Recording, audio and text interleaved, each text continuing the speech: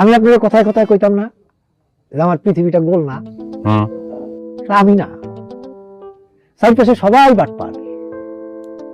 এই যে ধরেন সামান্য মুদি দোকানদার, ভোক্তা অধিকারের কথা শুই না, সে কেন আমারে ফিরিতে ফিরিতে বাড়িতে মাল দিয়ে যায়? কারণ ও একটা বাটপার।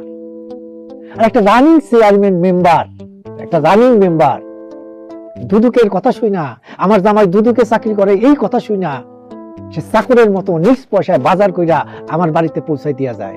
কেন দেয়? কারণ সেও বাটপার। এরকম আরো অনেক উদাহরণ আছে বাবা, তোমরা চার পাশে আঙুল দিয়ে দেখাই দিতে পারি। কয়টা বলবো?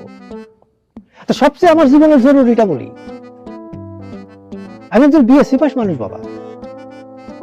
চাকরির চেষ্টা দিয়েছে, যে সেটা চাকরির ভরসা পাইছিলাম এবং সেই চাকরির জন্য 2 লাখ টাকা দিছিলাম একজন মানুষকে, কিন্তু টাকাটা নিয়েও আমার চাকরিটা দেয় নাই।